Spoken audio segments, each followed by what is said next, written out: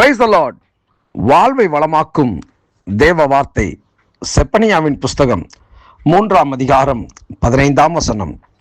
கர்த்தர் உன் ஆக்கினைகளை அகற்றி உன் சத்துருக்களை விலக்கினார். இஸ்ரவேலின் ராஜாவாகிய கர்த்தர் உன் நடுவிலே இருக்கிறார்.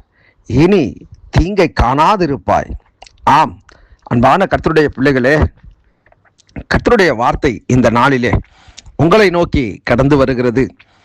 தேவ பிள்ளைகளே, ஒரு சில நாட்கள் சரீர பிரகாரமாகவும் மற்றும் சபையின் சில காரியங்களின் நிமித்தம் நான் இந்த ஊழியத்தை ஒரு சில நாட்கள் செய்ய முடியவில்லை. கர்த்தர் மறுபடியும் இந்த ஊழியத்தை செய்வதற்கு மறுபடியும் கர்த்தர் வார்த்தைகளை அவர்கள் அருளுகிறபடினாலே இன்றைய நாளிலே இந்த தேவ வார்த்தையை உங்கள் மத்தியிலே நான் பேசுகிறேன்.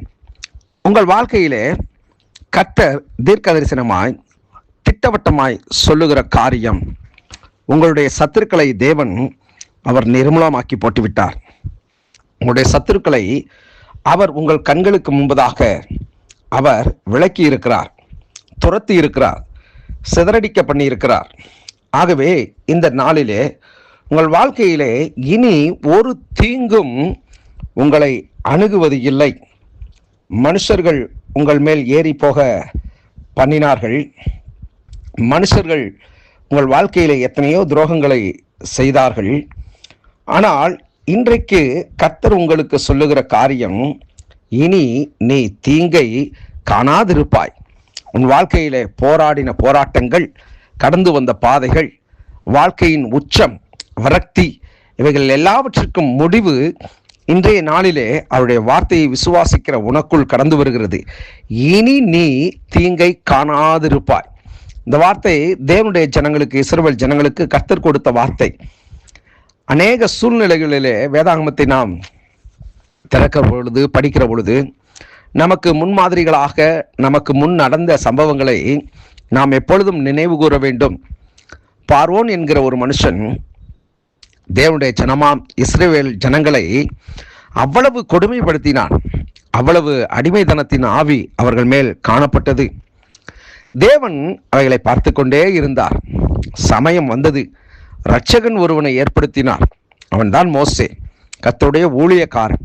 இன்னும் சொல்ல வேண்டும் என்று சொன்னால், அந்த ஜனங்களை செவ்வழியில் நடத்துவதற்கு, பார்வோனின் கைக்கு அவர்களை தப்புவிக்கிறதற்கு ஒரு தைரியமுள்ள, அதே சமயத்தில் அவனிடத்திலேயே உருவாக்கப்பட்ட ஒரு மனுஷனை தேவன் தெரிந்து கொண்டார். அப்படி தெரிந்து கொண்டு அந்த ஜனங்களை சகலவிதமான காரியங்களிலேயும் அவர்களை நடத்தி வந்தார். அந்த ஜனங்களும் பார்வோனுக்கும் அந்த எகிப்துக்கும் தேவன் அருளின, தேவனால் அனுப்பப்பட்ட, தேவனால் கிரியை செய்த காரியங்களை கண்டு ஆச்சரியமான தேவன் நம்முடைய தேவன் என்று சொல்லி புகழ்ந்து பாடினார்கள். அப்படிப்பட்ட தேவன் இந்த ஜனங்களை நடத்தி வருகிற சூழ்நிலையிலே சில முறுமுறுப்புகள், சில தர்க்கிப்புகள், சில நன்மைகளை அவர்கள் சுதந்திரிக்க முடியாமல் போனவைகள், இவைகள் எல்லாம் ஒரு பக்கம் இருக்க, செங்கடல் முன்பதாக நிற்கிறது, பார்வோன் சேனை பின்பதாக கடந்து வருகிறது, நடு கடலாக காணப்படுகிறது. அந்த ஜனங்கள், இஸ்ரவேல் ஜனங்கள் முழுவதும் மோசேக்கு விரோதமாக முறுமுறுக்கிறார்கள்.